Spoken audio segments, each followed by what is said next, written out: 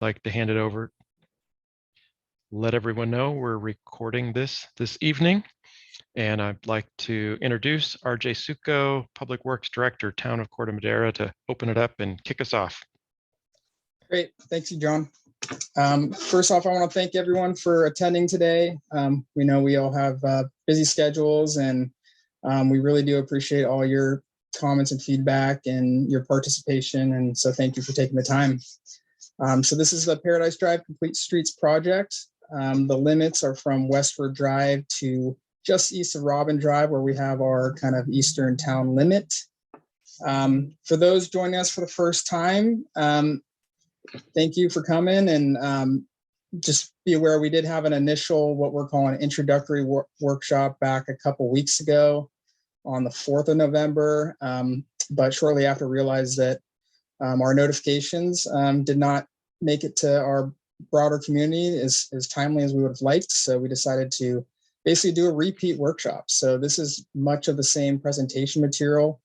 We still want to hear from all of you about what is important to you as a member of this community and what we should focus on when we kind of move forward through the design process.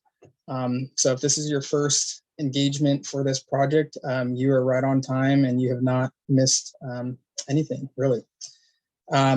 With that, I'm going to introduce our project team here. And so we have Becky Dower with BKF. They're leading the design as a consultant for this project. We have John Gibbs, who you heard from WRT. We have Chris Good, our senior civil engineer with Town of Corte Madera. And we have Poonam Narkar with WRT as well. And with that, we can start the slideshow.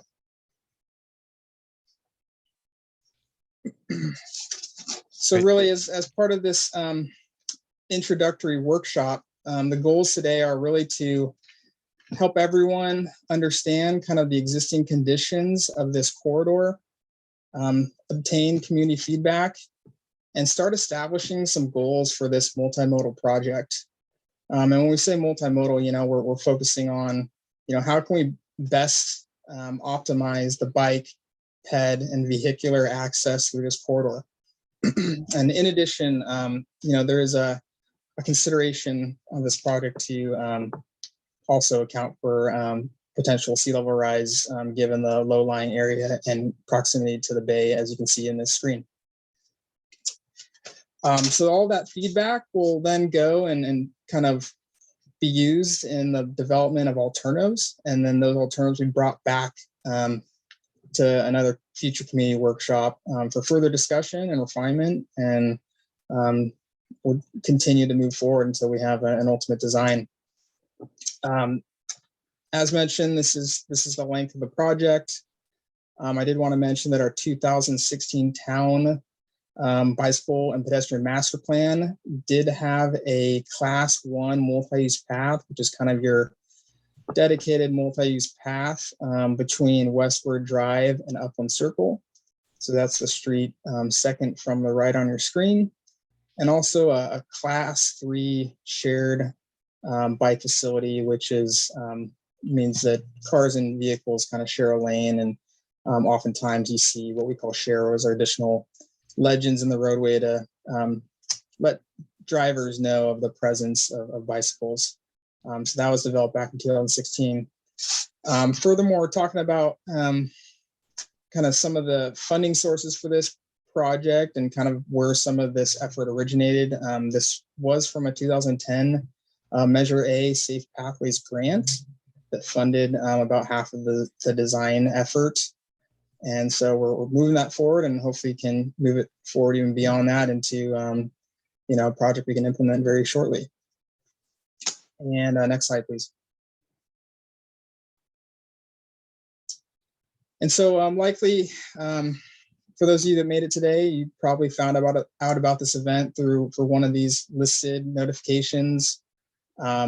These have all been out for approximately 2 weeks. So if you've driven through the corridor, there's about 6 of these sandwich boards out there with QR codes talking about tonight's meeting. In addition, we've sent half dozen or more notifications by email to various stakeholder groups. We've also put it on our town webpage, have done social media blasts, we put it on Facebook. We've really tried to get the word out as much as possible. And so we're glad that it appears to have reached more people. And we've also had a lot of written public comment as well over the last couple of weeks. So thank you all for that who have participated thus far. And before I hand it over, I just want to mention that if there are other people that, or next slide, please, that were unable to make it today to this meeting and still want to provide public comment, here is our project webpage. We will post this recording along with the presentation on this webpage. I think we'll probably open public comment beyond this meeting for I'm thinking 2 weeks until December 15th. And so by all means, take what you hear tonight, give it some thought, provide additional comment, and then send it over in the next 2 weeks of this email here. And then shortly after, the team will take that and create a public workshop meeting summary that will also post on the webpage shortly after. And with that, I'll turn it back over to John Gibbs with WRT. Terrific. Thanks, RJ. Yeah, just last slide here. These are just some of the consultants that are out there, and Becky Dowers, senior engineer, project manager from BKF, and WRT. We're planning design firm and familiar with your community, adjoining communities, working in Tiburon and Mill Valley, et cetera. And really just assisting with some facilitation just to underscore the importance of engagement around this project. This is a critical corridor. Next slide, critical corridor for this community. We're so glad that you are here. And in fact, we definitely, those efforts that RJ went through in terms of us getting the word out, message board, social media, the mayor's chats, we've really pounded the pavement to get the word out, and we're seeing the results. So thanks everybody for coming. We wanted to just launch a quick poll because we would love to know who's there. If we were all sitting in a room, we could see your shining faces, and we could have asked this in a much more of a personal way. But in our Zoom context here, please just assist us with this poll, because we would love to understand who's out there. Where do you live? If you have children in the schools that are here within this part of the corridor on Paradise Drive, how you use Paradise Drive. Those are some of the questions. So help us out. Brianne is going to be launching this poll right now.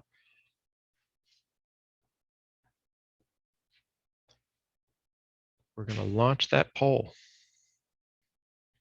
We're launching the poll. There we go.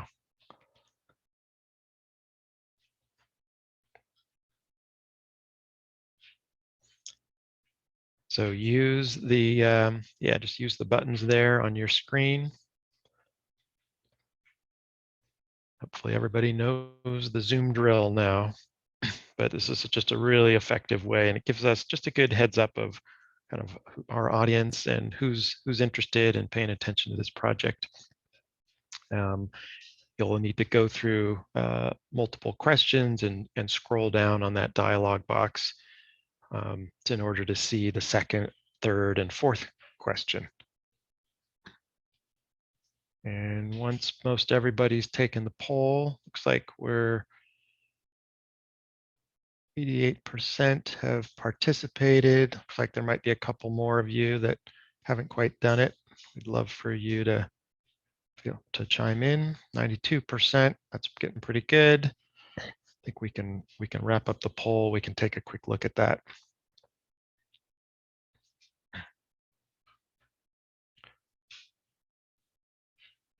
And I think we can wrap it up, and we can share some results.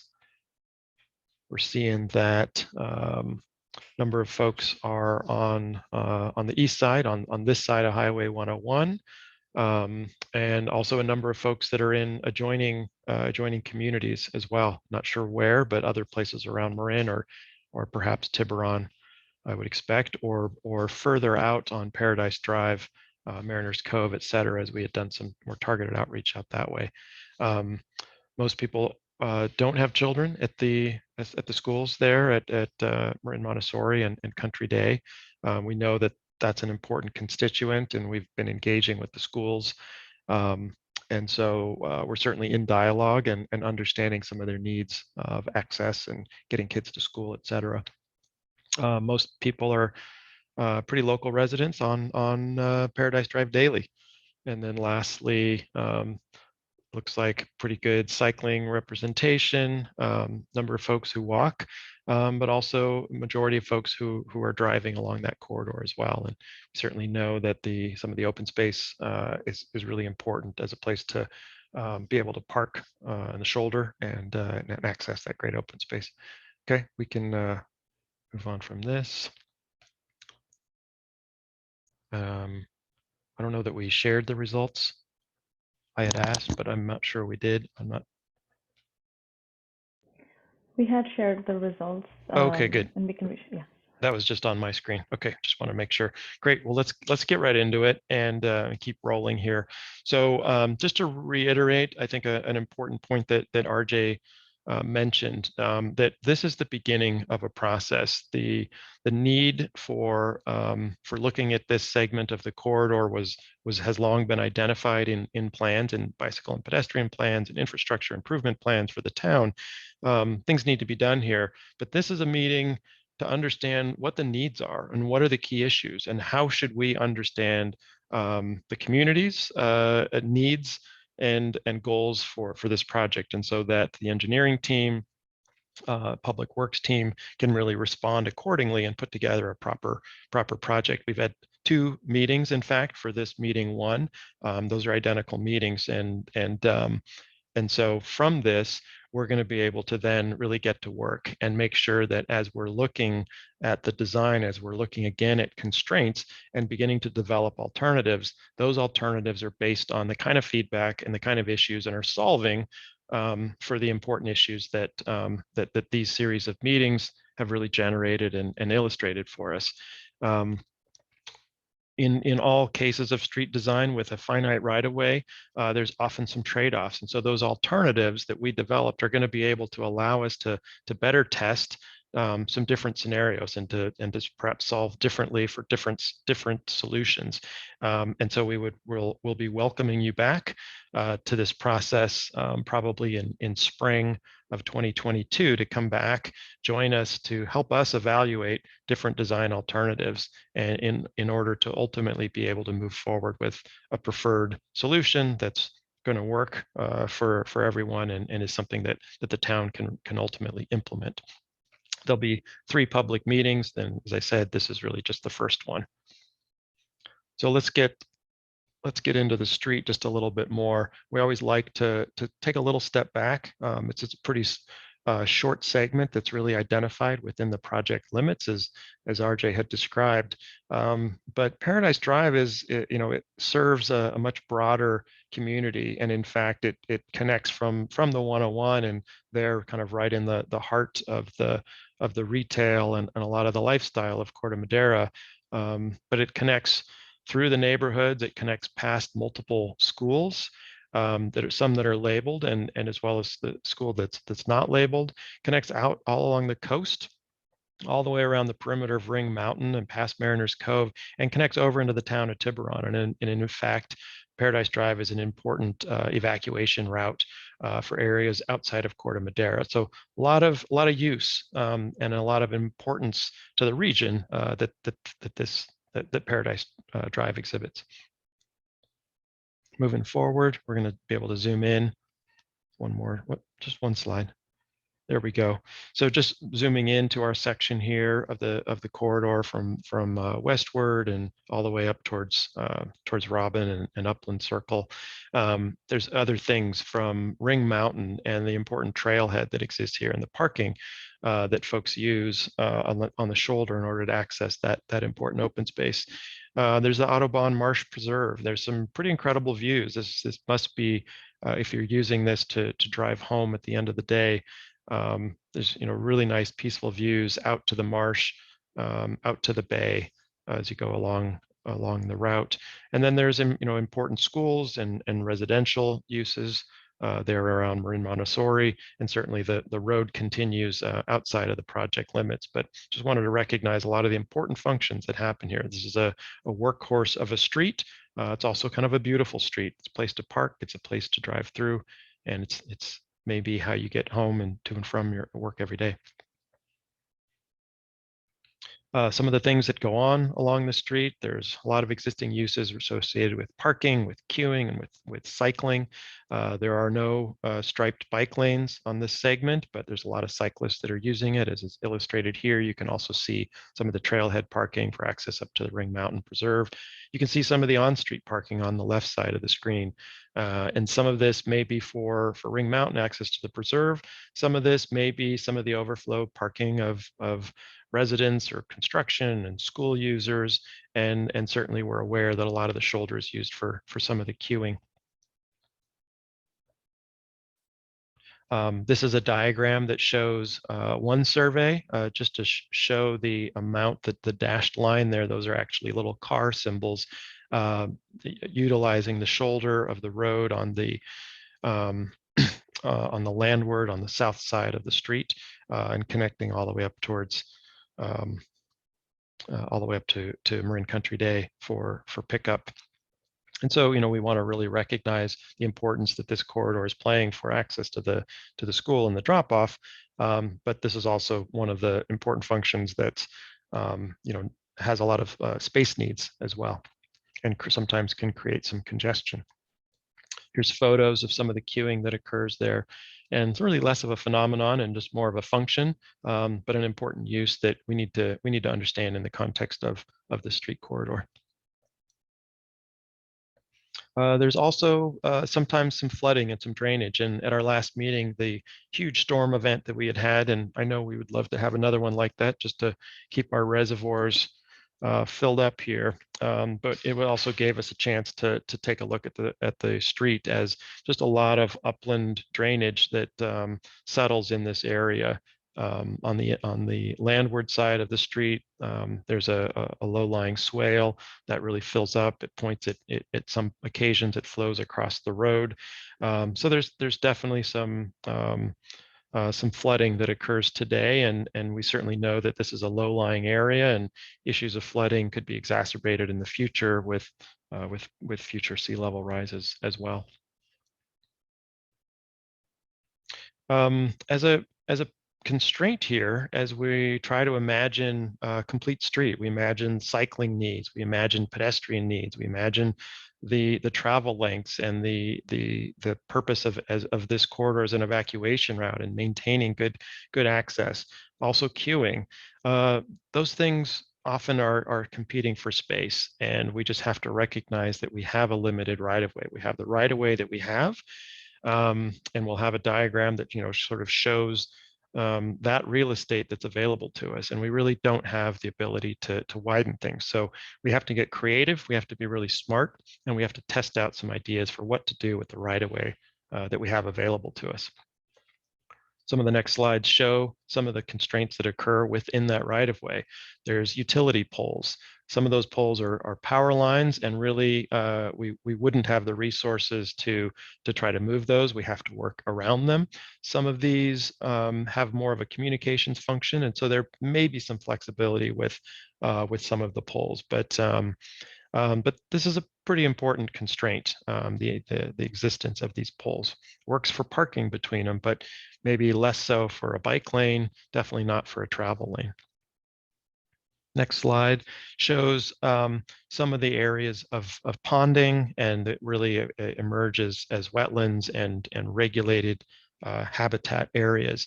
These are largely along the south side of the road, in those existing drainages, and so an important environmental resource that the town recognizes, as well as the regulatory agencies recognize, and it would make a pretty infeasible project to try to expand right-of-way out into these areas. So just really want to note that as an important constraint. Not only beautiful views out to the marsh, but these are also really important critical wetlands and habitat areas, and are certainly protected and subject to a lot of regulation. So we really want to protect and enhance these sorts of natural features. A little bit more of a photo with wildlife included, some of those drainage areas that are on the south side of the street that we saw on a plan a little earlier, and as well as noting some of the additional regulatory concerns there. So we really want to respect these resources and this context and really work within our right-of-way.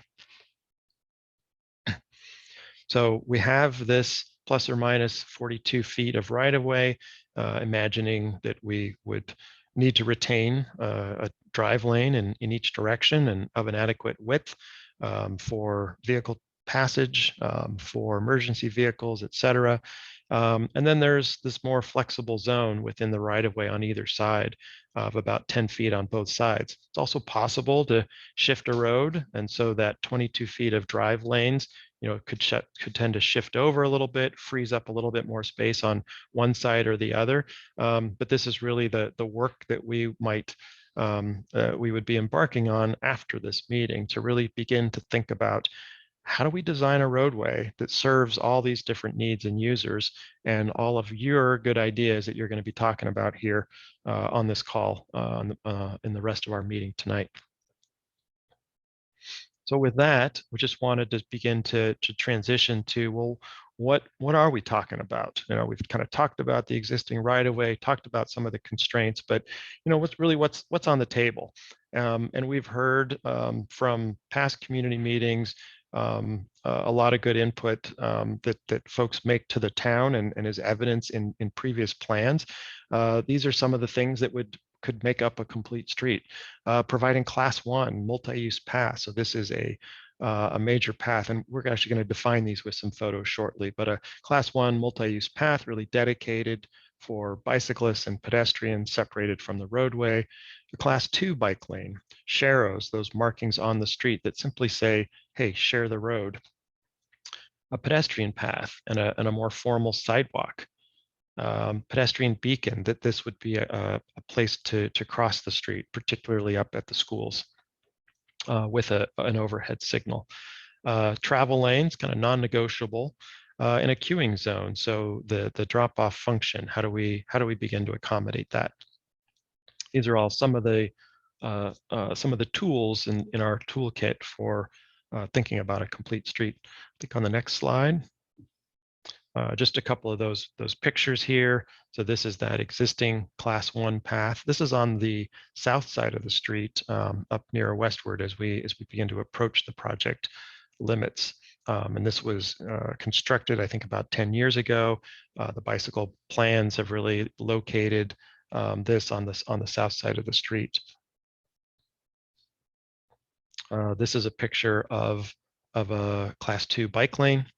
There's also, if you have enough space, there's the added benefit of you can add a buffer zone, so like 2 stripes to separate the bikes from the vehicular roadway. Miller Avenue in Mill Valley would be a good example of some recent buffered bike lanes. And then this is the example of a sharrow with a sidewalk next to it. So there's really minimal to no separation between vehicles and cyclists.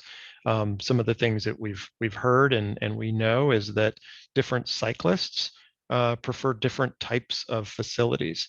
And so we always want to think about a most inclusive approach here. If it's kids riding their bikes to school and families riding for recreation, may have very different needs than a more hardened recreational cyclist or a more avid cyclist that might prefer to ride in traffic or just feel comfortable in that environment. But we would expect to hear a lot more from you all tonight about how to best provide the right combination of facilities for pedestrians, for cyclists, et cetera. So we're going to put you guys to work again. This is another really important place of feedback, and we're going to launch a poll which asks you to talk about the current issues that are most critical to be addressed on Paradise Drive. It's really just at a high level, what are the key issues for you? The second question is going to be about the issues that the project team should prioritize for further study. So leaving this meeting tonight, what should we really be thinking about? And this gets into some detail. You're going to we want you to take some time on question 2 to really think through some of these trade-offs and give us some good guidance so that we can go do some pretty good work. And the third question is about for bicycle or pedestrian type of facilities, what's really preferred? And this may really get down to the different types of recreational, or sorry, the different types of cyclists that would be using this road. So let's go ahead and launch the poll, and we'll, as we did before, we'll share the results. And Poonam or Brianne, I can't see when we're sharing them, so I'll just maybe just let me know when that.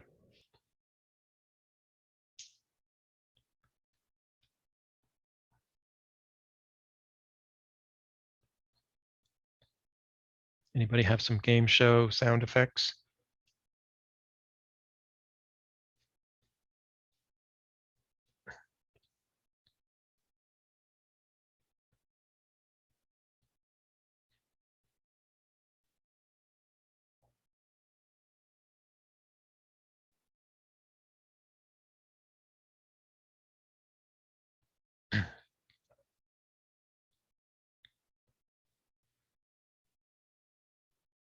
We'll give you a little bit more time on this one.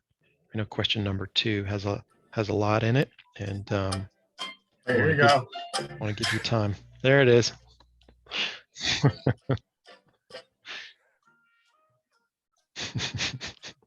Is that the guitar?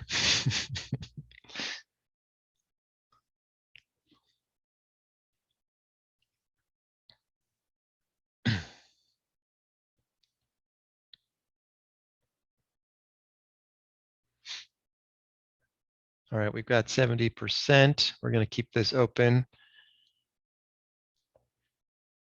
because we've got excellent participation record going here. We're up at 80%, so thanks everybody. Yeah, and our participant list is up as well. So a number of folks have joined us since we first started this meeting. Thanks again for joining us.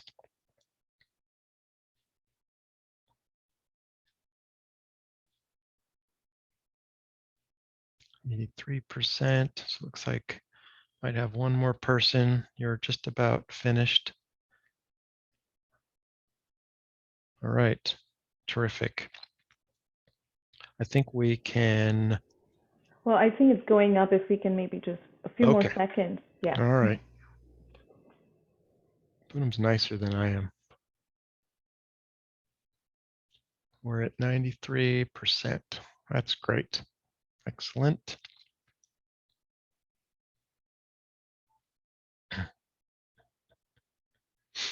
Okay, I haven't seen a change. So let's go ahead and wrap it up, and we can share the results. Are we sharing results now?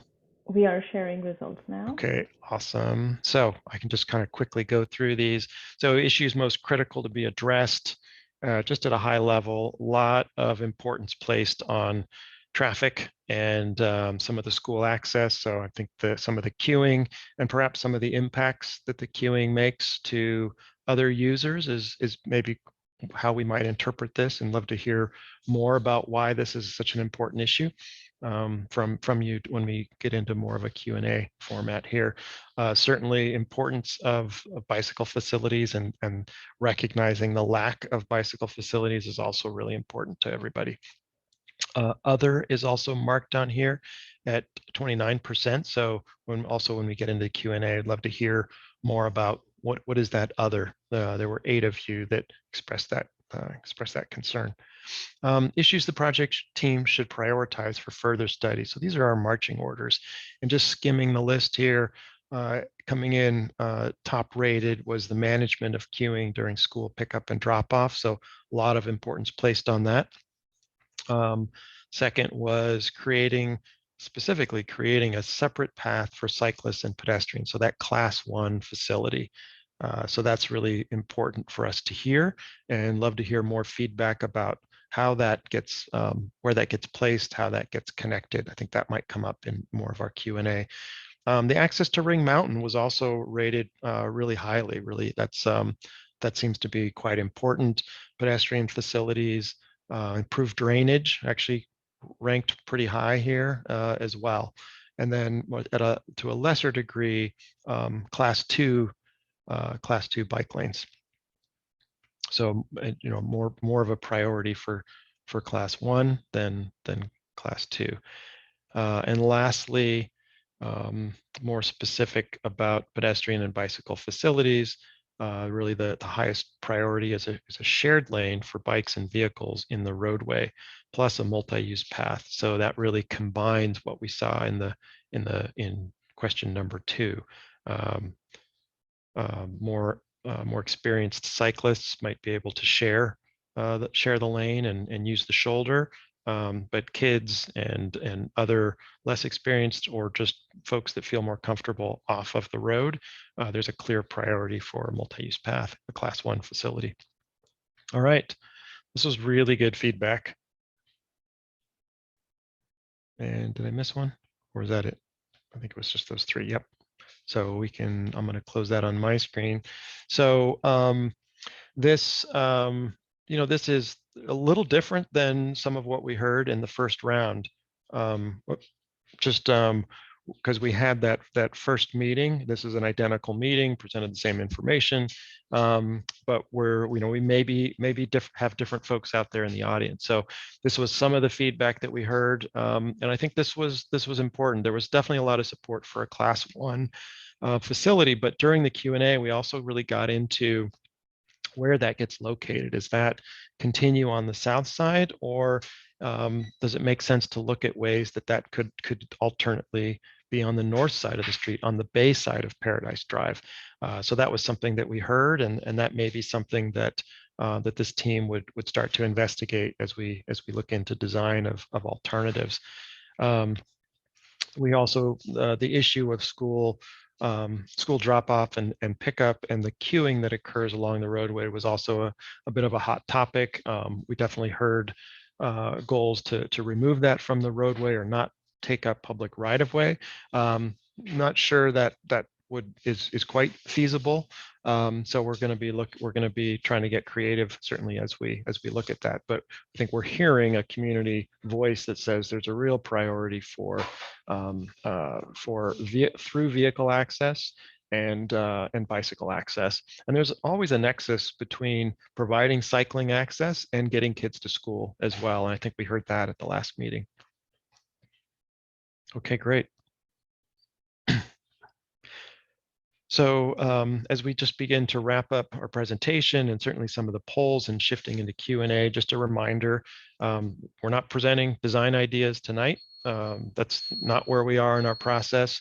This is really just hearing from you. What are the key issues, and giving us some good guidance to go and do our work in an efficient, focused way to really test out some alternatives, and then begin to look at those alternatives and evaluate them with you at the second public meeting scheduled for spring of 22, to really be able to evaluate those alternatives and kind of make the best sense of what's the most effective way to move forward with this project. Next slide. I think this is just a reminder, and we can kind of leave this up maybe as we start to open it up. Don't remember if there was another slide after this besides just kind of moving into the discussion. So let's just go back to that previous one, and we can just kind of leave that up there so folks can make sure that they grab this URL to the website for the project. This is also where you'll be able to watch the video recording, and you can email pwcounter@tcmmail.org, and that's where we would love to hear additional comments or more detailed feedback. Whatever you've got, please share it there. It's really important that we keep track of who's been attending our meetings, because we want to stay in touch with you. And if you have other email lists, if you have other neighbors and things, let them know to reach out to us in this way, so that we're really making sure that everybody's aware of these meetings. Okay, great. We are going to shift gears a little bit and open it up to some questions. We're going to ask you to use the raised hand function there in Zoom, and we will go ahead and call on you and unmute you. Keep in mind, you also need to lower your hand afterwards. That way we don't call on you twice. And love to, we're going to stay here really as long as needed. So we'll just move through the comments. We'll try to respond to questions, but we may not be able to get into a lot of detail. And sometimes it may be that we can only offer a little bit of a higher level response, but we'll kind of do our best to keep this informal and helpful to everybody. Hey, John, and it's looking like we have some good hands raised, and it sounds like we're going to get some great feedback, which is amazing. So maybe we say roughly 2 minutes if people can kind of limit their comments to that, just so we can give everyone a chance to talk at least once and more if we have time, hopefully. Yeah, I like that a lot. So we'll just kind of aim for 2 minutes, and I might gently say, hey, you've hit 2 minutes, and just kind of let you know. Also want to make sure we've heard from everybody. So if you've had a chance to speak, we'll want to get through some of the folks that haven't spoken yet, and then we'll be able to call you back up. So Poonam, do you want to choose if you were watching kind of the hands coming up, and then you can go ahead and unmute. Yes, I'm gonna have to, I think, stop sharing my screen. Oh, I see. Because you're sharing screen. Oh, let's see. I might be able to do that, although somehow there we go. Okay, I can go ahead and call on folks. I'm just gonna start at the top. Mr. Brian Cooley. He's at the top of my list on my screen, Poonam. If you want to go ahead and unmute. So Brian, you're on the air.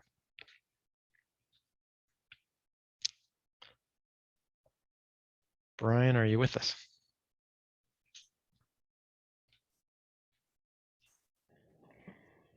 Brian, can you accept the request for unmute? Yeah, for everyone's benefit, we can't just unmute you. We have to ask for you to unmute yourself. But all right, we're going to go ahead, and Brian, we're going to come back to you, and we're going to move to Susie Beatty.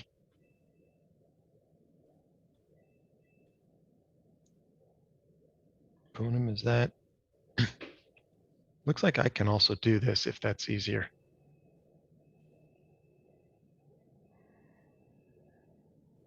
I am able to ask people, are people seeing the requests for unmuting themselves? Can you hear me? Oh, yes, we hear you. Can. Great.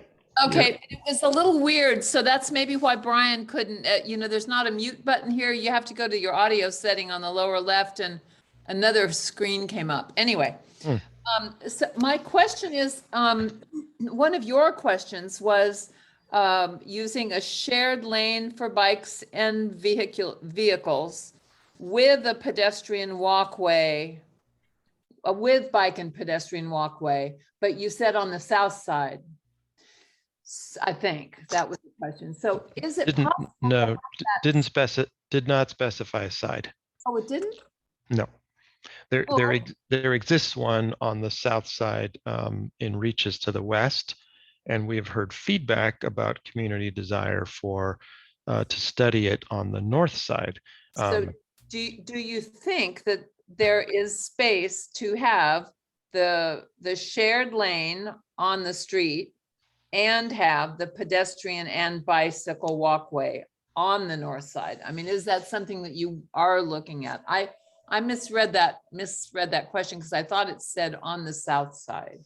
But so is it possible on the north side?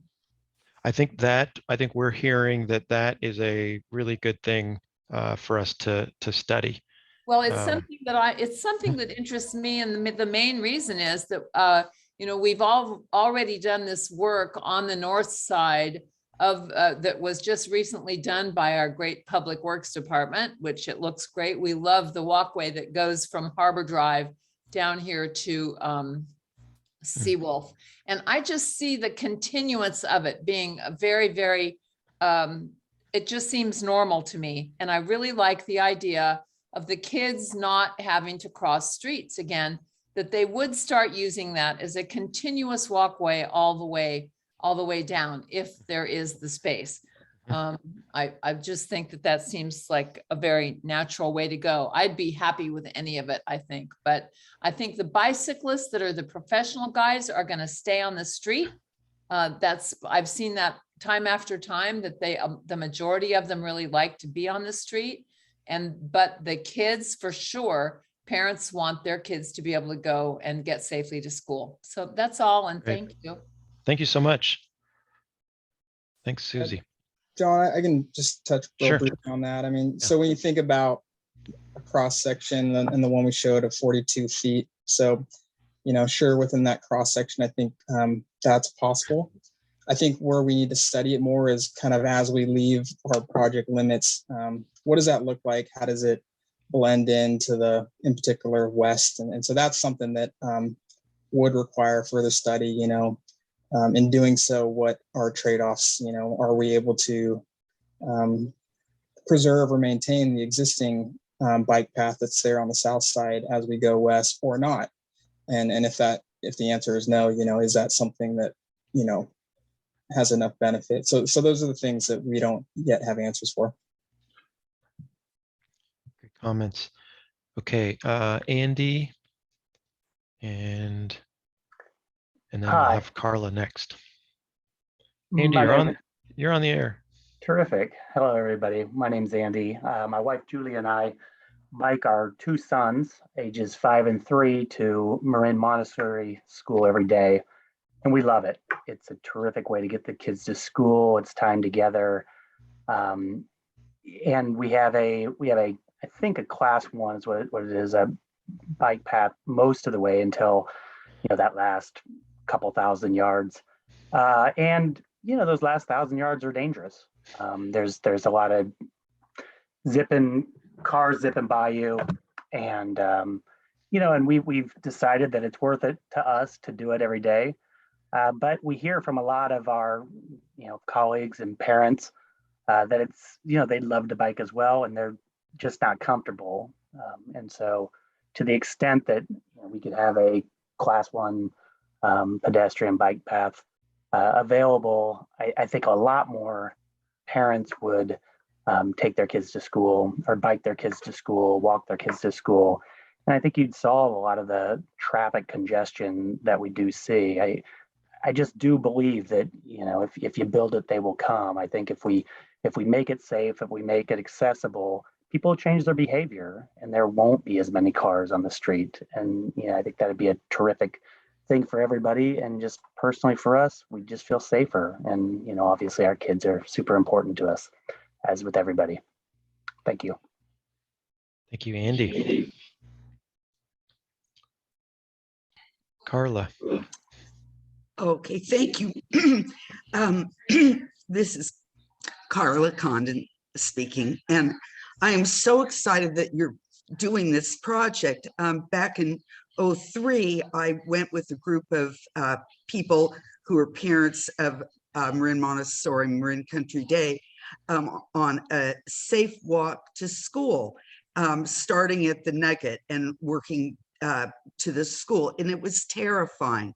So I'm so glad that you're considering to resolve this, that we no longer have to have a situation where the pedestrians are forced to share the road with cars. According to the schools, that we currently have 874 students at both of those schools. So we really need to get this fixed. The one thing that I really think is a good solution is, granted, there are what I'll refer to as ditches on the south side of the street, but they've done this in Sausalito where you can actually have a boardwalk over them, so that the pedestrians and bikes can use that. I know that in the part of the Bay Trail over in Moraga, they've done that, and it's worked out great for the bikers and great for the pedestrians. And so we're still observing the environmental situation, but we're not jeopardizing it, because most of the year those ditches are dry anyway.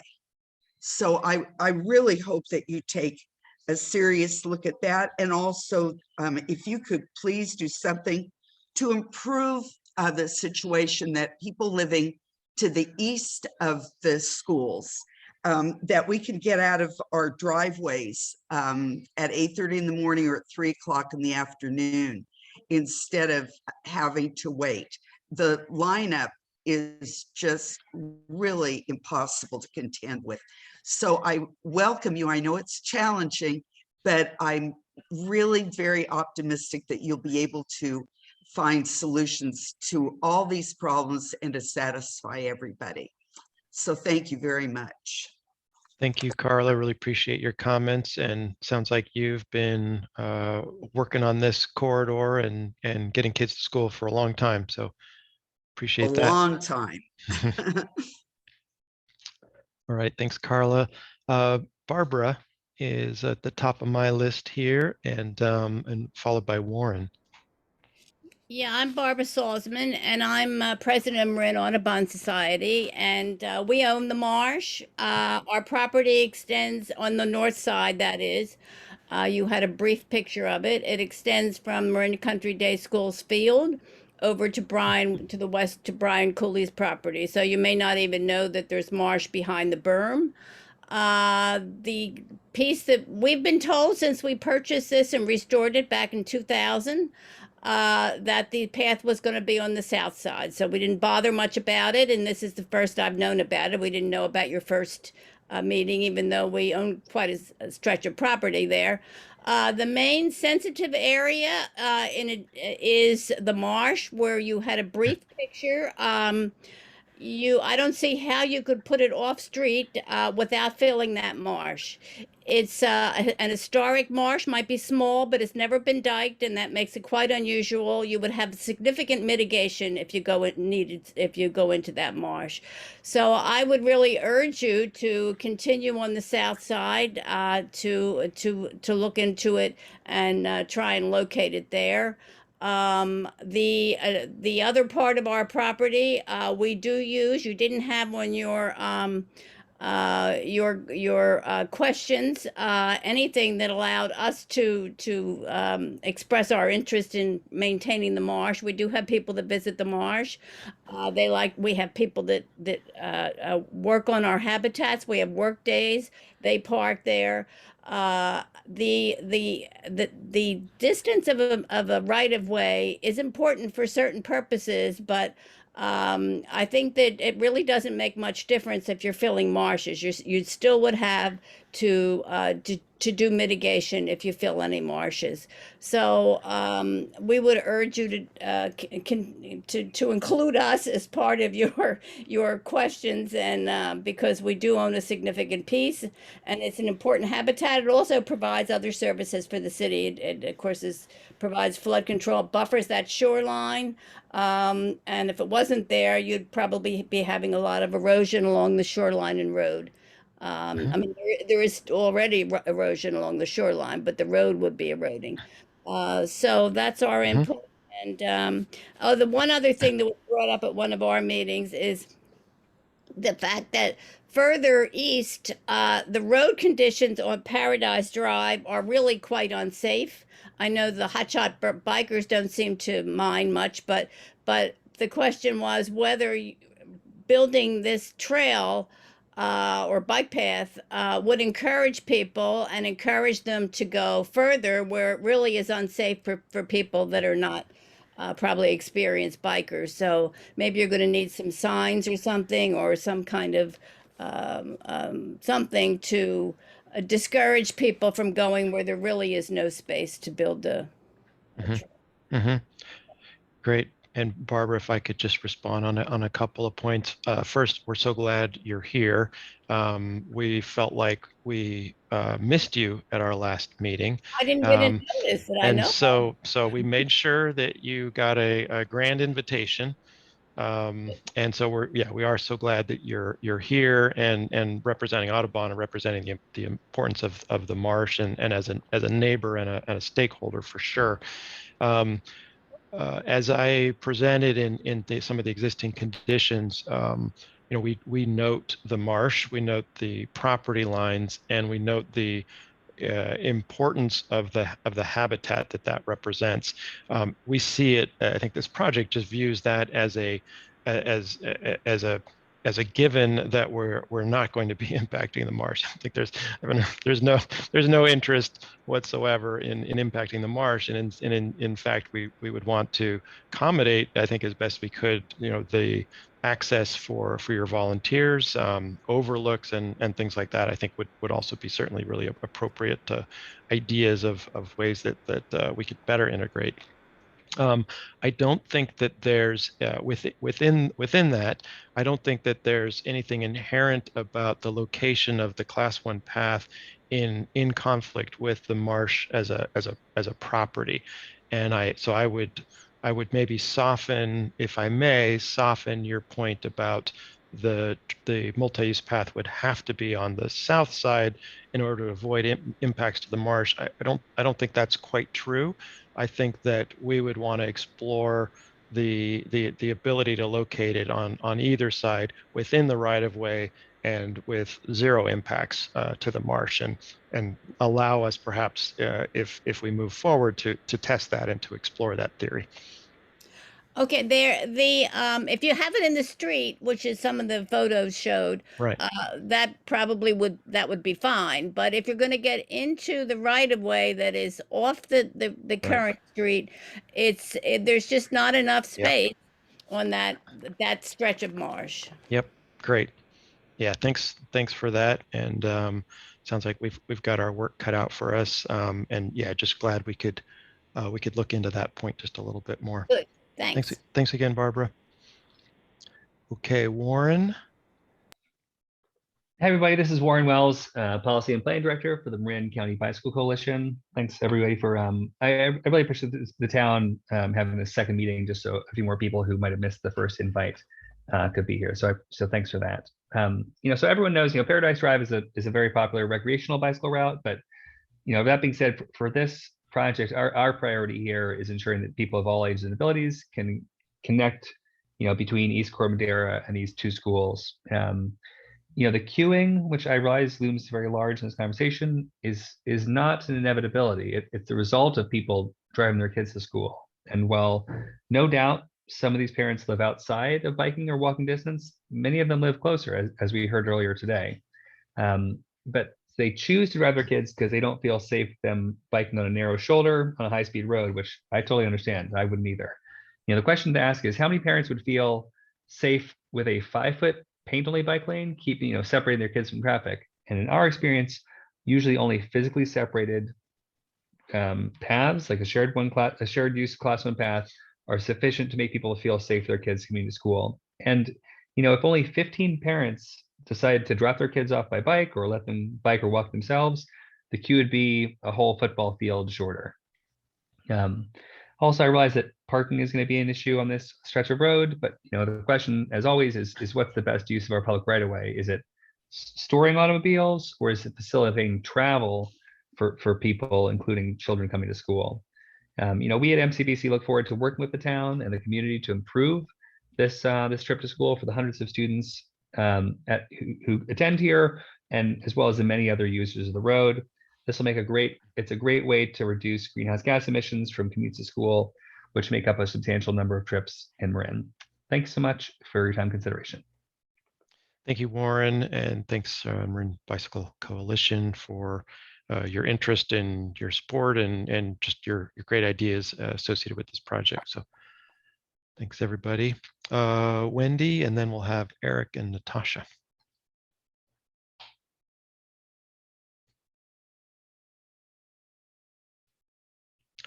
Wendy, are you out there? Working the mute button.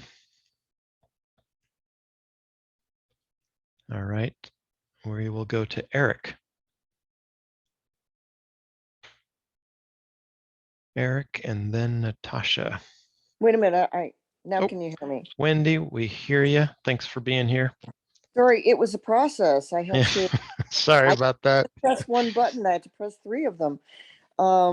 Anyway, this is Wendy Callens with Safe Routes to Schools. And I want to thank you for the presentation, and like Carla, we've been following this project since about the same time Carla was talking about it. So it has been a long time coming and very necessary. There are a lot of constraints to this. So a few of the things that I want to, first of all, I want to support the multi-use pathway, as Warren has said. We really need something separated from cars if we want kids to be biking to school. Secondly, there are a couple other schools that may be generating traffic from this area. I think you know about the Cove School, which is on the towards the other end of Paradise Drive. There's also a lot of the people who live in this particular neighborhood send their kids to the Reed School District. And so you have middle school students from Del Mar who do bike and then go over Trestle Glen to get to Del Mar School. So you might want to consider that as part of your outreach. As far as you mentioned the crosswalk, only once, it wasn't in any of the polling, but I think we would be very, very interested in getting more safe crossings, like the one we have nearer to Cove School. We found that these are the best ways to keep our kids safe, is to have some real visibility in the crossing. So I hope that is going to be part of the program here. And then finally, again, agreeing with Warren that Marin Country Day, I think necessity is the mother of invention. If they can no longer be queuing outside of their school property, they can get a more robust transportation program for the school. Now, they already have a really good bus program, bringing the kids from farther away. And I'm probably not so robust carpooling program. They have one. I know we worked with Mark Day School, which is up in San Rafael. And Mark Day came up with a really comprehensive carpooling program that drastically reduced their traffic. So a lot of these private schools, they have the ability to make requirements and get people involved in these programs. So those are my comments. Again, thank you for this project, and I'm glad it's finally moving forward.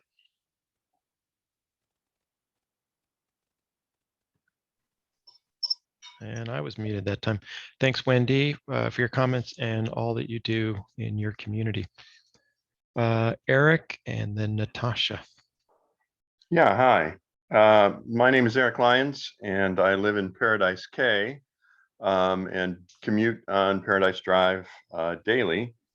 And my comments are really, I don't want to bring up a project that's already completed, but I think it has relevance here. I don't do a lot of biking on Paradise Drive anymore, but I'm very sympathetic to bikers on Paradise and think that that section of road, and along with lots of Paradise Drive, are difficult for bikers. And I'm curious about the trade-offs made on the new sidewalk that goes in front of Mariner Green, and how it was decided to widen the sidewalk in favor of pedestrians and to the detriment of bikers, and whether that consideration was something. I missed public comment on the sidewalk there, but it seems like the trade-off was made to accommodate pedestrians, but at the same time making it more dangerous for bikers along that section. I want to make sure that bikers have a good voice in this new project. Great. Thank you. I'm not sure if we have any particular feedback of history of those other improvements or. Well, yeah, John, I can just add a couple comments. I wasn't here for all of it, but that also was a Safe Routes to School grant. So it really was, the impetus was to provide access for, the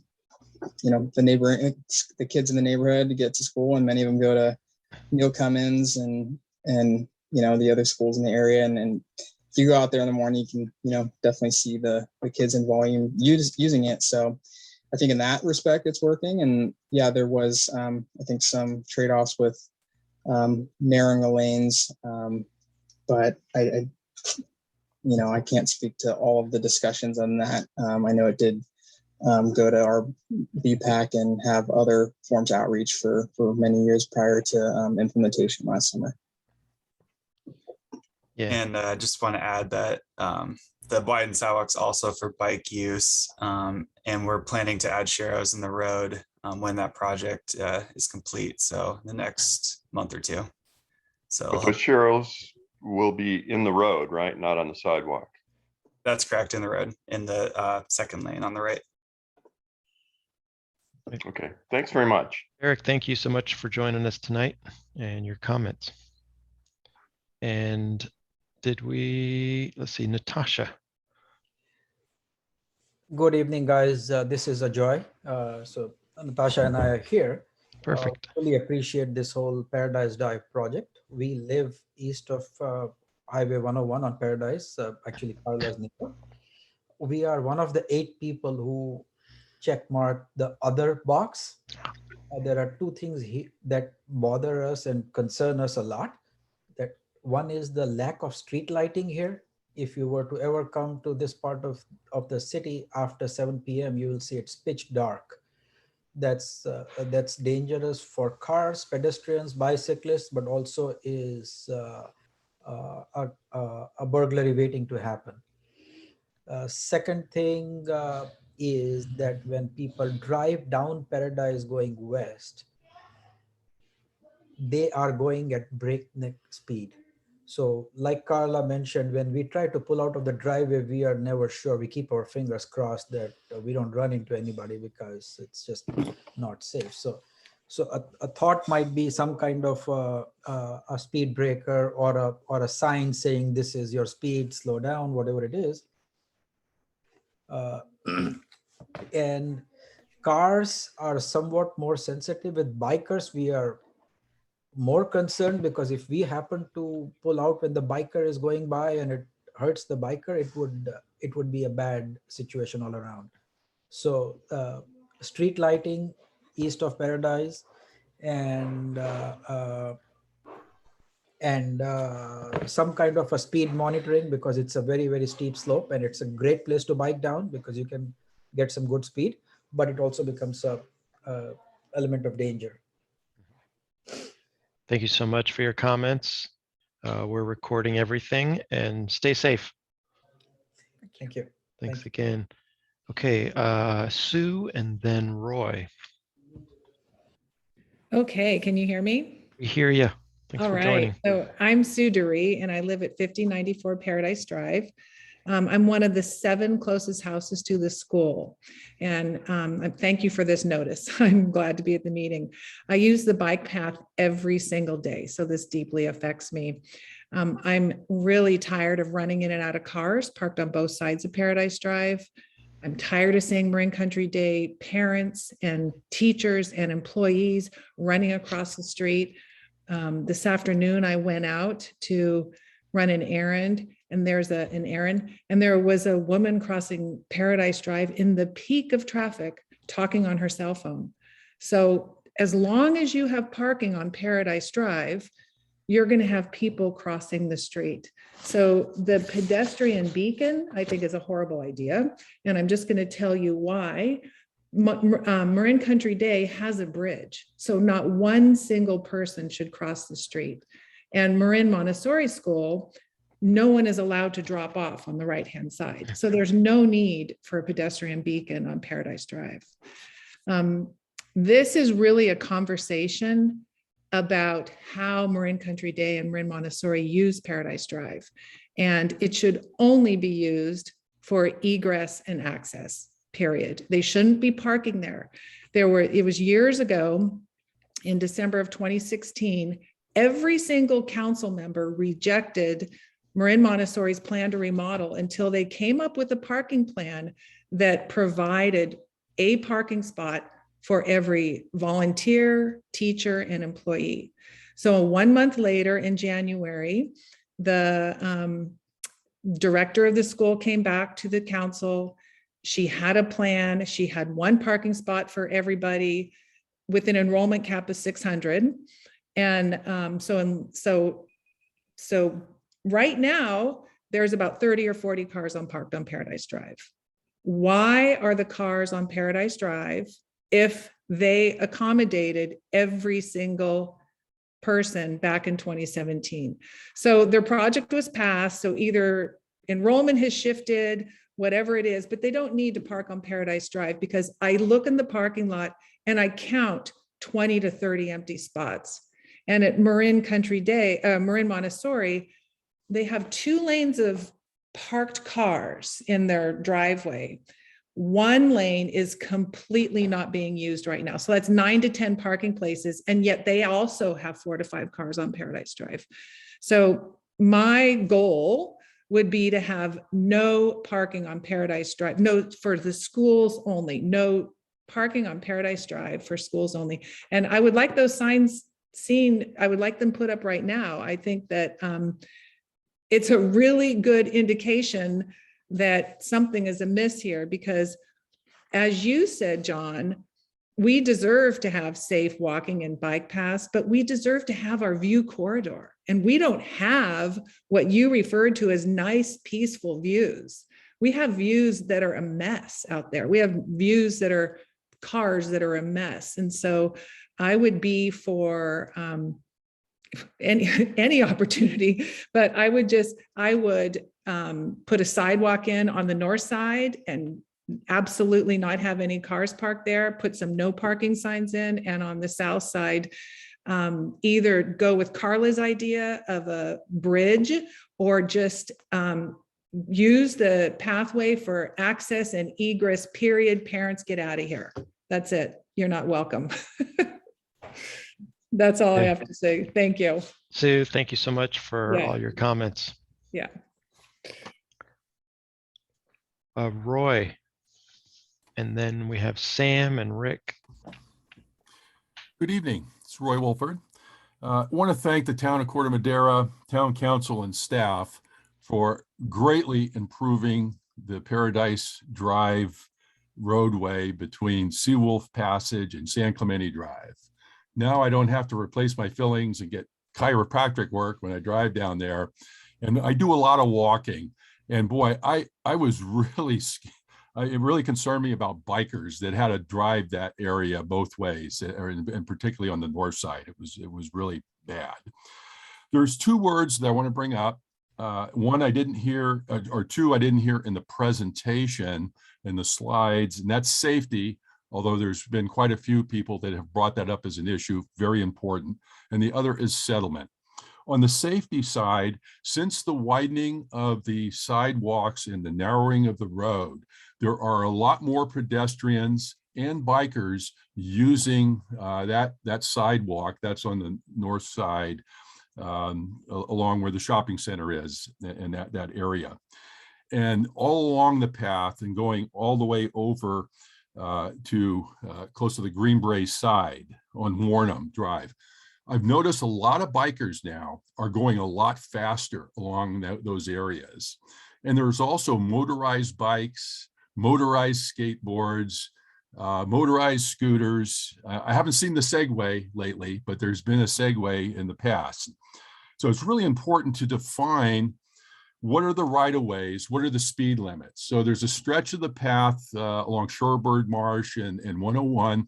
There's 2 signs. One says 30 and the other is 30 miles an hour. And I think some of the bikers, and not there's a few bikers, it's not a majority, but there's a few that really go fast. I think they're trying to do 30 on the pathway. So there has to be some way to educate the bikers as to what the right-of-ways are. And that I think the pedestrian should have the right of way. And I've had bikers zoom right past me. And if I happen to reach my arm out to the left, I've got a lost arm because a biker's come and swooped it up. The other part is, and particularly walking toward the east along the improved part of Paradise Drive on the sidewalk, because the roadways are narrowed, sidewalks wider, I have this vision of perhaps a couple of large trucks come alongside. One of them has a lot of stuff hanging out on the passenger side, and there's nothing to protect the pedestrians other than that they're looking that direction. They happen to duck and get out of the way. And the cars come very close to the curbs now. And as one person said, some of them drive pretty fast. So really think safety, that should be put in as one of the key elements that you're looking at. And I'm sure that's what this is all about. The other thing is settlement. Now I hear the word sea level rise. I agree on the flooding issue, but 95% of the flooding in Corte Madera is due to settlement. Okay, so bay mud, landfill, settling. And please stop using sea level rise. I know it's a convenient buzzword and mantra, but we're flooding because of settlement. Had we not had settlement over here in Mariner Cove, I live in Mariner Cove on Seawolf Drive, we would not be in the flood zone. And you can take a look at the facts. You can see the areas that are on bedrock. They are not in the flood zone. So please, flooding, yes. Sea level rise. I did studies. I presented to the town council. There's 2 tidal stations operated by NOAA. And in the last 5 years, the water level in the San Francisco Bay has actually receded, has dropped. Sea level rise is not associated with the current flooding. And as I presented earlier, I just want to correct the record there. We presented that as it's just upland flooding due to storm events. And in the future, we could see sea level rise conditions, but that's not a present concern. Sure, yeah, but that was published, as you said. Yeah, but that was published in the documentation in the letter that was sent out. So everybody thinks, oh, sea level rise is what's causing the flooding. And I appreciate you making that clarity, but in the documentation, it also needs to be clarified. Just say flooding. We are flooding. There's no doubt about it. And we flood for many reasons. Good. Yeah. I think our presentation was spot on there. And John, if I may, I do want to note that we are going to look into, there are some culverts that go under the road that do discharge into the bay. And so when those culverts are below water, which they often are, especially in current high events, it does slow down the ability for water to vacate and does lead to flooding upstream. So that is something that we want to get to the bottom of. So there is currently some component likely of tidal influence. We can figure out what we want to call it later, but it's something that we do need to look into as part of this project. Thank you. Thanks, Roy. Thank you so much for all your remarks, safety and flooding. Okay, we have Sam and then Rick and Brooke. Yeah, hi, this is Sam Shapiro. Can you hear me? Yes, thanks so much. Great, thank you. I'm the head of school at Marin Montessori School, and I just want to thank you so much for this comprehensive presentation and how much you've advertised tonight to get public presence and input. It's really impressive, and it's an exciting opportunity for us. Like a lot of people have spoken about tonight, I think what top of mind for me is safety in terms of for children and families on Paradise Drive, and I certainly see the needs to improve safety for other constituents like cyclists and pedestrians. It was great to hear from one of our families. Andy spoke, and we have seen an uptick actually in some families riding bikes to drop off their children. I think the popularity of electric bikes has actually increased some use, which is exciting.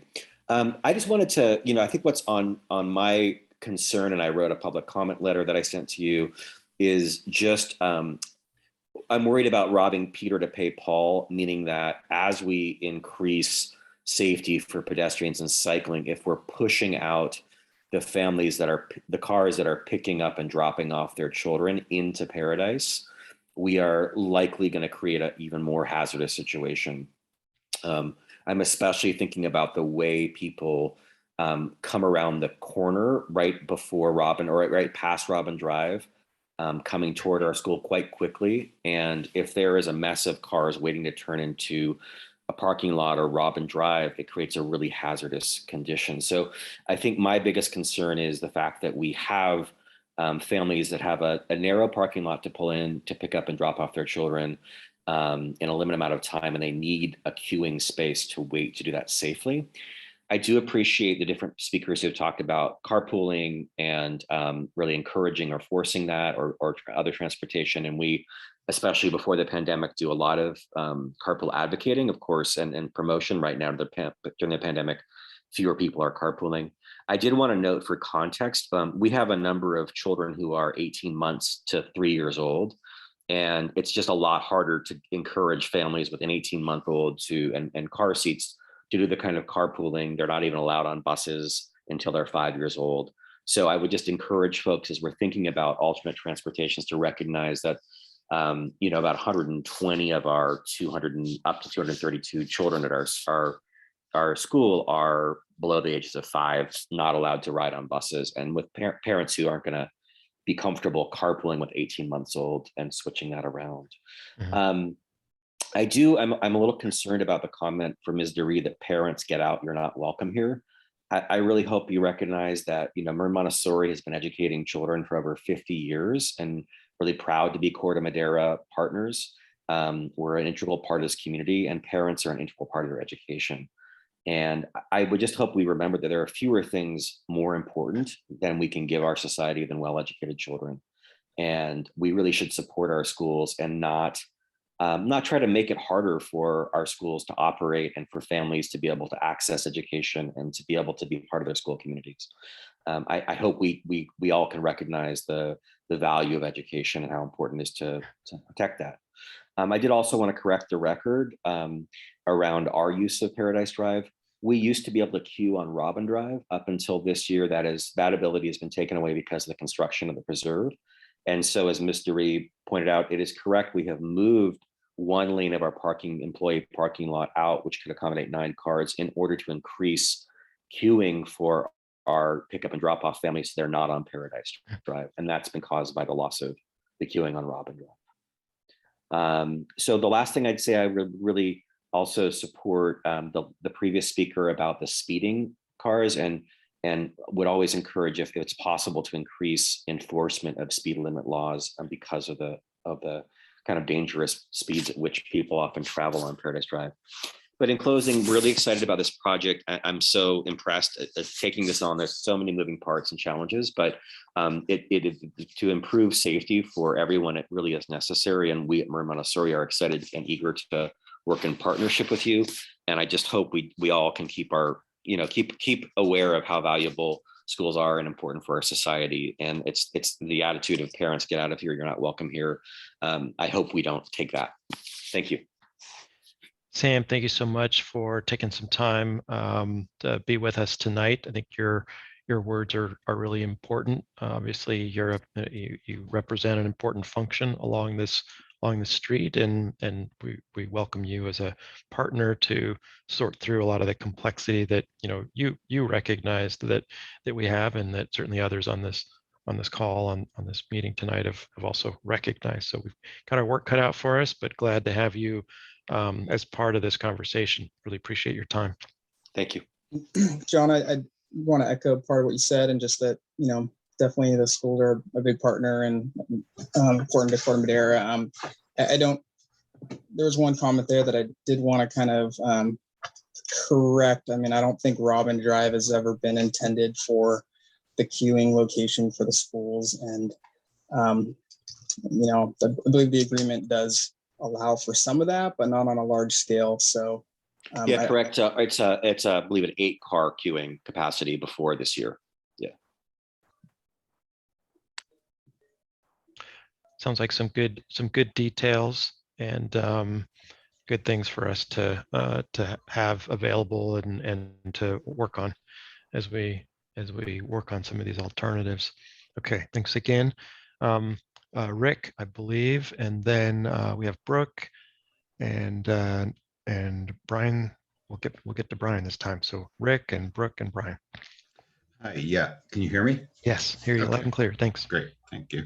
Rick Goldman, I live in Paradise K also, and I drive and bike that segment quite a bit. I think it's great you're doing this and looking at ways to improve it. It's a shame that it's being done piecemeal, and many years ago, the sidewalk on the south side, then you improved the sidewalk somewhere else on the north side, and now people are talking here, maybe the north side. It's a shame it couldn't have all been done. And yeah, definitely don't want the bikes sometimes on the north, sometimes on the south. It's a shame that that's how it is now, but it really makes no sense. And the bikes are not going to keep crossing back and forth. So something just if you could extend and consider where the other things are, and if you're able to change those, that would be great. Or something to make it more uniform across the whole segment. And that's my big point. Thank you. Yeah, thanks, Rick. And maybe just since you made that point, it's been on my mind and kind of the team's mind, is that we really began this project looking at a more finite segment. Previous planning documents for bicycle planning within the town of Corte Madera has put the path on the south side, and the path was built on the south side and some western segments. Yet there may be some good logic, and we're certainly hearing a lot of interest in a north side location. And I think as part of that, we may need to take a little extra time and begin to think a little bit beyond the limits, because as you point out, it gets challenging to have pedestrian bicycle facilities switching sides of a roadway. So we've got some added challenges there, and I just wanted to kind of amplify your point. We're aware of that and may take a little extra time to take a little step back. And I think we have some, the town has good resources in its BPAC, et cetera, to sort of help with some of those bigger vision pieces. Thanks for your comment, Brooke and Brian. And it looks like we're wrapping up soon after with David. So Brooke, you're on the air. Hi there. Can you hear me? We hear you. Okay. Hi. Thank you, everyone. I'm Brooke, and I live in one of those few houses in the East Corte Madera on Paradise Drive, the forgotten Corte Madera, as I like to call it. But I am in support of, very excited to hear about this project. I have 2 young kids, and no way would I ever let them bike or ride from my house. At very small occasions, my now 10-year-old will walk just only from Marin Montessori, praying that, she doesn't get hit by a car. But yeah, this is not pedestrian friendly in any way, unless you want something bad to happen. I think it makes a lot of sense to have the pedestrian walkway on the north side, just given that you're always going to have these queuing for these school properties. And I don't, that's not something that will ever go away, in my opinion. And there just there's no ability to queue it on the other side of how they're set up unless you're crossing over. So it would seem to make a lot of sense to just put the pedestrian on the north side and remove all cars possibly from that side.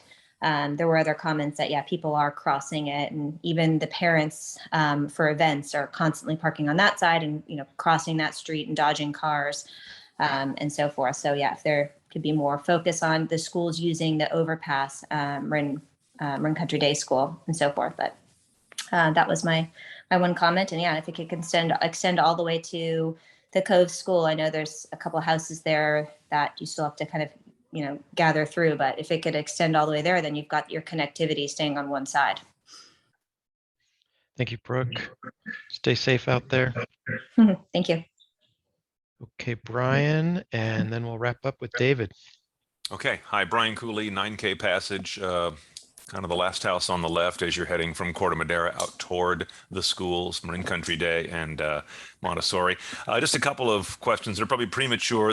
I know this is really early in the process, but I hope that some significant thought will be given to what lighting is going to be placed. I'm sure the existing street lights are not going to survive this process. They're very old. But if there can be a lot of thought given to the intensity, the beam cutoff, the color temperature, and the flicker, sometimes unseen by humans, but often seen by wildlife. And it's been documented that it can throw wildlife off of some of their natural behavioral patterns. And since this lighting is right on Ring Mountain and Triangle Marsh, I think it's important to be careful with the lighting, which can be pretty harsh. And the second thing is we're talking about a lot of what could turn into additional pavement, curbs, striping, potential lights that are there for pedestrian crossings. Anything you can do in your planning to bring in as many elements that will mask that, so it's not just a very suburban looking stretch. Because right now I think a lot of people really like it because it's a nice rural little pocket sitting there in what's otherwise a pretty busy suburban town. So whatever you can do with your design techniques to give it a nice feel that blends in with the marsh and Ring Mountain. Marin Country Day School has the word country in it for a reason, I think. Thank you. Thank you for your insights. And yeah, I don't think we have answers to those questions now. I think we're just going to take those as just really good comments and things for us to be paying attention to. And your point about the connection between lighting levels and wildlife is well taken. And I do have something to add on that. If it were, Brian, if we're talking about existing lighting, existing street lighting, we will be implementing some LED retrofits here in the coming months. And actually, it will have the tendency to focus the light on the roadway and have less of an effect of expanding beyond the roadway. So, okay, that's great. That very soon, and hopefully solve all the flickering or other issues you're seeing as well. That's great. Glad yeah, to hear definitely, that. definitely some of the benefits with LED upgrades is it can limit some of the light pollution, both upwards, but also outwards. So yeah. Great. David Bell, you are on the air. Yes, hello, thank you. I know I'm the last one. All right, full disclosure, I'm in the Meadow Suite or Marina Village area off of Echo. I see lots of kids using the new bike path. I think the number one priority should be the safety of kids going back and forth to school, to those schools back there. I am a biker. I use that route a lot. I agree with previous comments that we'll probably stay on the road no matter what is done on the side, but there should be safety for all. I'm a proud member of MCBC. I'm not sure what they want is what I want, but I'm sure we can start working through this together and make everyone happy. I'm glad to see that the BPAC is involved from the town of Corte Madera. And also involved. I'm a member of the town of Corte Madera's flood advisory board, flood control board. So please do consider global climate change and flood protection as part of this project. Over. Thank you, David. Thanks for all your comments, and thanks everybody for really some very insightful and thoughtful remarks tonight. I think you've given us some really good insights about the issues. This is exactly the conversation that we wanted to have, and it was actually an excellent part two to the conversations that we had a couple of weeks ago. We're really glad that our outreach found you and that you found us here tonight. And we really encourage you to stay in touch with us. Additional follow-up thoughts, feel free to send them to the email address that we had provided earlier. And we'll make sure that you're included in future noticing. As I said earlier, we'll be coming back with some work, some ideas. The engineers are kind of getting to work here. And we'll be able to take a look at and evaluate some of those options in the spring of 22. So we'll share those with you accordingly.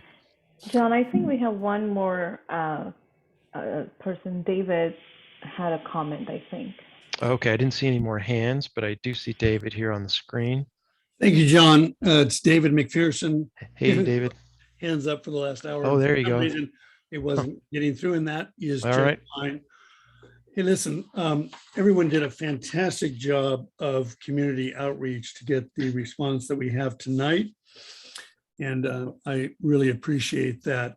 I guess if there's anything that we know for certain is there's total consensus on a wide multi-use path that is separated from motor vehicles. Seems to be the sine qua non, the most essential facility that is wanted by the community. And for better than 12 years, I have always assumed it would be on the south side. And contrary to my stubborn way of looking at things, I find myself now thinking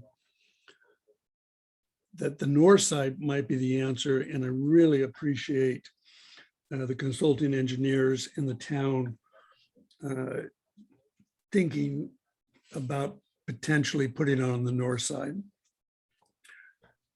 I've sent a few public comments about the queuing because, you know, I think Marine Country Day is really one of our best community neighbors. They've educated both of my goddaughters.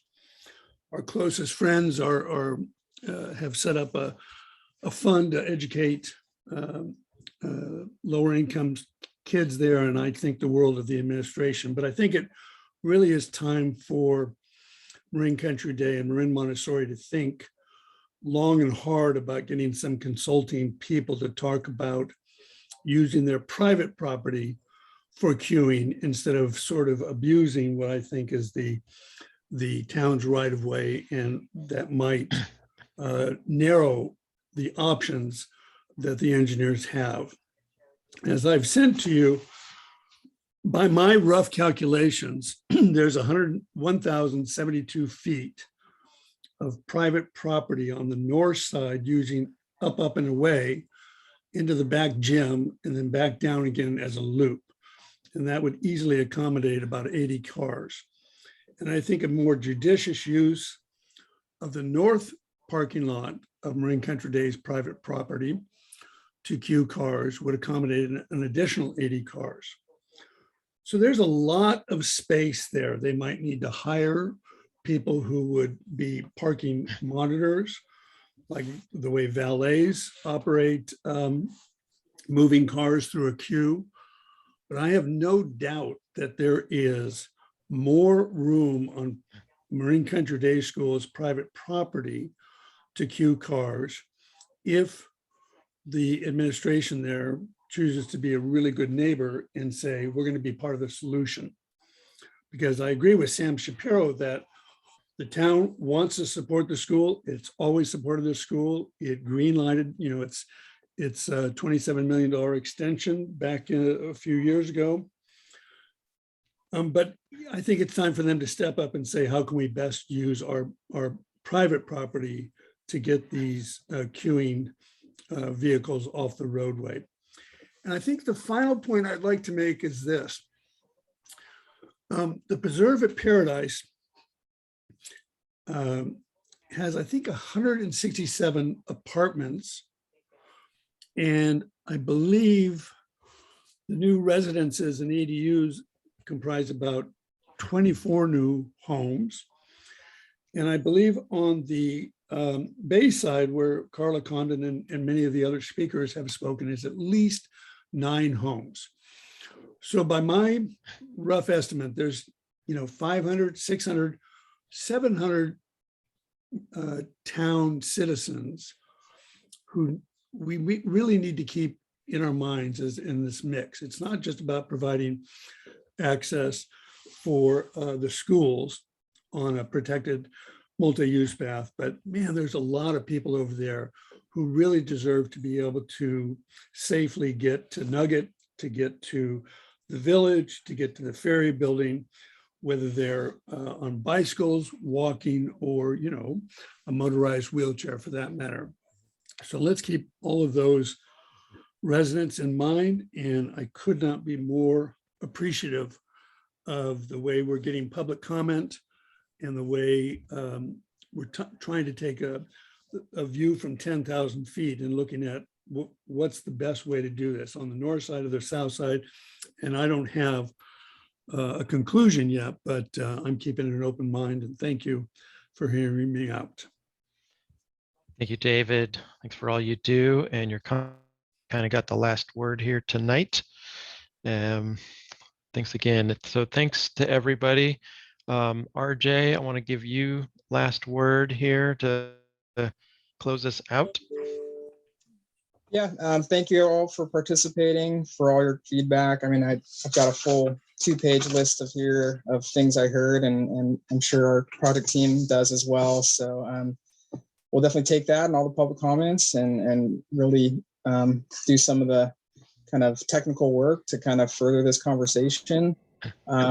As mentioned on the intro, we can keep public comments open for this kind of workshop round for let's say 2 more weeks until the 15th. After that, we'll do a summary and we'll post that on the webpage, and we'll kind of move forward into the next step, which is kind of start to develop some of these alternatives.